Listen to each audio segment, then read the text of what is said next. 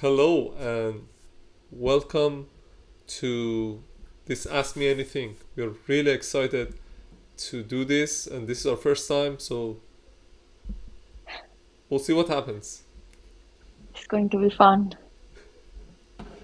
Okay, thanks for joining everyone. Let's play an intro video.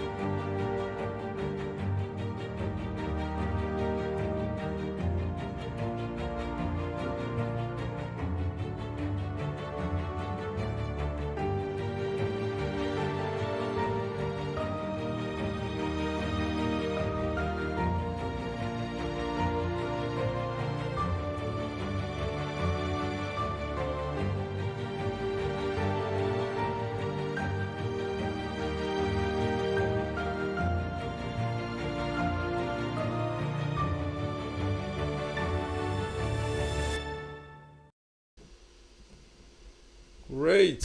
Thank you all for joining today, and welcome to the first episode of Ask Me Anything about AI this year.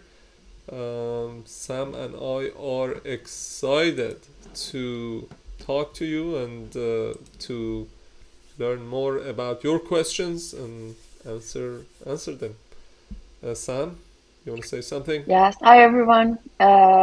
This is our first session, Q&A session this year. So we're excited to be here and we're planning to answer some of the common questions that everyone is asking around AI in AEC. Fantastic. And maybe we can do a quick intro. I'm Mehdi, I'm the CEO at YegaTech, and we help architecture, engineering, and construction companies to create AI strategy and governance and help them to implement and execute those in their companies. And this is Samzol Fagarian. My background is structural engineering. I got my PhD in design computation from Georgia Tech. I was working as a product manager at Autodesk for a few years now. I'm part of the YegaTech team. Maisie and I were helping the AEC firms with their AI strategy and governance. For the AI strategy, we're following the framework that Mehdi proposed and shared on his book, Augmented. Let's augment the industry. All right, so we go quickly to the some of the questions that was submitted before. I'm gonna share that, and this is the Slido code that you can use to submit your questions, and or you can vote on the questions that are is already being published. We will go through the questions for the next 15 minutes. If we get more questions, we'll answer them. If not, I think we may end with the answering the three questions that we have. Um, all right, shall we get started, Sam? Yep, let's move on. All right. How to protect our IP and proprietary data? Sam, you want to take this one? Uh, sure. So one of the common questions that everyone is asking is around like how they can protect their data, especially with what happened in the last 2 years with OpenAI releasing ChatGPT, but we have new like other products that work similarly with as ChatGPT or and they're based on like large language models. So the challenge, like protecting our data and confidentiality, is not something new. when the internet was invented, people didn't have that much knowledge about all the information could be accessible. Like hackers may access their systems. Even there was an like most there was an incident around a virus called I Love You, which was originated from Philippines, and it could damage millions of people and cost governments like $1 billion and companies too. So after that, it got more like best. It got a oh my gosh, sorry. It was like a practice for everyone to set up like a firewall, have like a security training, everything in place. So now like that we have more education about like how we can protect ourselves in internet when we go live, or when we receive like an email from someone, we know that we shouldn't click on everything, we should watch out. Similar patterns will happen with AI, so companies need to educate their employees, letting them know the risk of AI, how they should interact with the AI systems. Not every AI system is going to be safe, so when like you're working with your tech vendors, asking them how they're going to protect your data, and even how they're going to leverage your data for the training, and if they're going to do that, is it going to be available to others or not? And you need to have those open communication with tech vendors, and beside that, you need to also make sure that your clients are comfortable with you sharing their data online through those AI systems, or like having those policies and privacy settings in place. And one simple way you can do that while you're communicating with those tech providers is looking at terms, the privacy terms and condition. Most of us just agree with whatever we receive. It's really important to make sure your legal and IT teams are involved and reviewing that before you leverage like an AI system or giving access to your team. So education, have open conversation with tech providers, and also make sure that you review the terms and condition when you're accessing a software. Any thought on your mind, Mehdi? I think well, I'm gonna double down on education, education, education, education. As you pointed out, Sam, and I think it's very important to have the right education for the company, because um, these days we use a lot of different AI systems and we don't even know it. And if we don't know that we are using AI system, if we don't know how to um, interact with them, and what are the things that we may use, and what are the things, what are the data that we use in the company that could potentially go out, if we don't know all of those, we potentially gonna expose our data and IP and client data and everything. So education is very, very important, and the first step into protecting your IP and proprietary data. Most of the companies today have a policy, but they don't have anything around how to execute that policy, or even if employees are just behaving according to the policy. And education is one step towards making sure that the policy is being implemented, and also the employee are aware of the risk and know why they should comply with the policy. It's like zero trust, and making sure those tech providers have that in place. And one thing that most companies are going to consider is having a role, like someone who can oversee everything and see like how people are interacting with those AI systems, like which information they put out there when they're like using an AI system.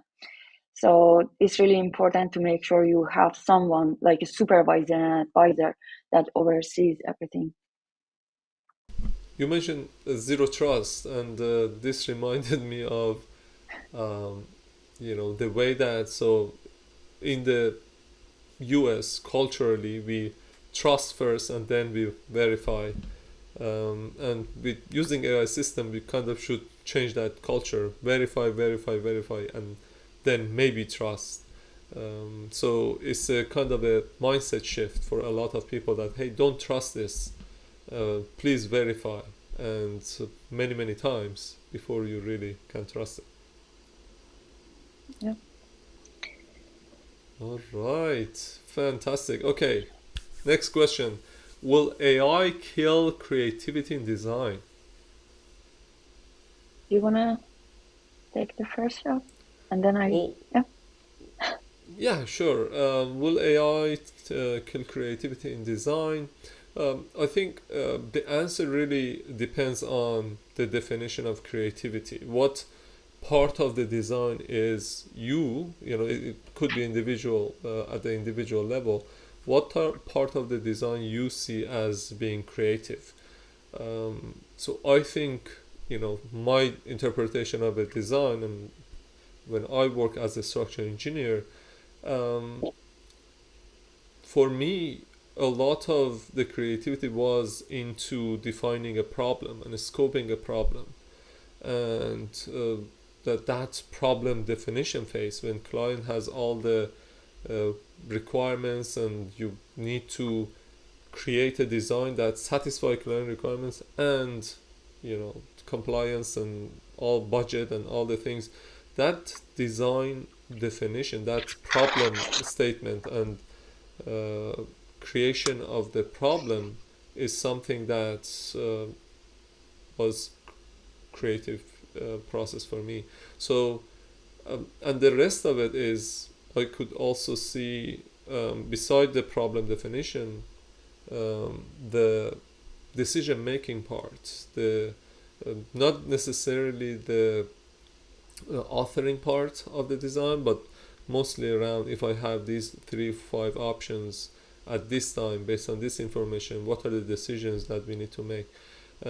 I think AI, I'm sure AI will automate parts of the design authoring, and we see that today that is happening, but a lot of creative process will stay the same, and hopefully by removing the some of the tedious tasks, it could help us to be more creative and free us our time to be more creative in formulating a better problem and also making better decisions for the client. I recently read a book called Creative Mind. It's by Margaret Boden, and she's talking about creativity in three aspects. It's like whether it's like drive, or it's discovery, or disrupt. And drive, it means like we look around and put a few aspects together, come up with a new idea. It's like when you're sitting doing a brainstorming with your team, everyone comes up with something, and from those ideas, you may come up with a new one. And then discovery is like the gravity, like it's based on like science, and within the boundary of rules that we have, you discover something. And disrupt is like another level of that, which is like it's about disruption, like transforming something to the next level, like quantum mechanics. um, so she's talking about it in that three levels. And back to that drive and discovery, if we look at our designs, most of them are like in terms like drive. We look around, we get inspired by the environment, and we come up with a design. Zaha Hadid was different. Her like designs are unique, and still some buildings we have look similar, but they're like being inspired from other aspects, either in the environment that we live, nature, or even from other buildings. So I don't think AI is going to kill that creativity. It's just about like how we can leverage that in the aspects of drive, getting some inspiration and idea, looking at it as like a first draft of our work. If you're using like an AI system to generate your design, and take it to the next level, like having your own insight and creativity in that. uh, I want to try something. I don't know if it's going to look good on the camera, but the way that we can look at it, maybe tell me if you can see it.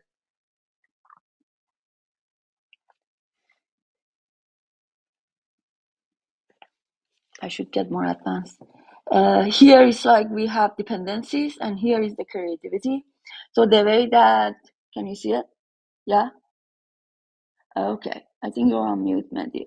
So like at the beginning, if we leverage AI system, that helps us in terms of getting more parameters, more like design complexities, the specifications that we're hearing from clients to be involved. So that may help us to be more creative and have a design that is more aligned with our clients' needs. But by the time that we really get dependent on an AI system and rely whatever it generates and don't like have our insights and oversight on it, then that's where the creativity will be killed. So talking about creativity is not like one answer, yes, it kills, or no, it won't. It depends how we interact with those AI systems, whether we just want something to generate, give us the answer, or we want something that can inspire us and take it to the next level.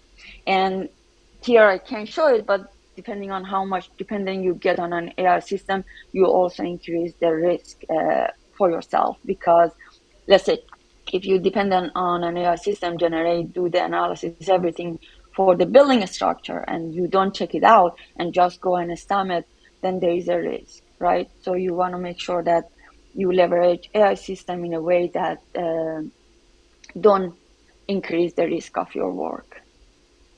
Yeah, you brought a good point, Sam, in terms of it also depends on, is part of it is preference, part of it is the interaction with the AI system.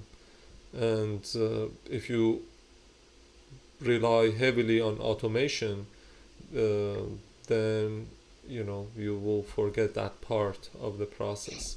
And if it's a tedious task that you don't want to do, by all means, but if there are tasks that gives you energy and you want to do, the question is how do you interact with the AI system in a way that can help you augment your capabilities. And this is a good discussion to have with your solution provider. And okay, I want this AI system to build this way so that I can be more creative in my design.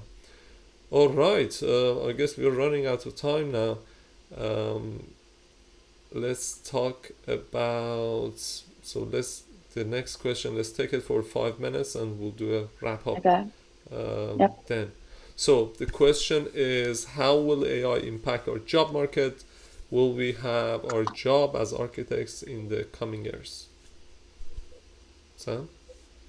Uh, so AI is like I'm sure if you asked that question before, you probably heard that AI is not here to replace us, and really, it's not here to replace us. I always go back to that industrial revolution when machinery were invented. Yeah, we didn't need those skills that were based on manual skills. We needed someone who understand how to interact with machineries because we wanted to work in factories. So what happened for people, there was like a change in like where people live. Instead of like urban, they moved to somewhere that is close by factories. They even had to go through like upskilling, learning how to work with machineries and finding new jobs. And then back to internet era, it also changed the skill set. Like back to 2000, companies were looking for people who understand computers, who understand how to like go and do like search on internet. They know like what internet means back at the time. So they needed new skills. So like with retails moved online, like many things has changed, but still everyone kept their job, or they had to get the new skills and find something new. So no one went out of job, like not having anything to do. Eventually people could find something that matches their skill set and interests, right?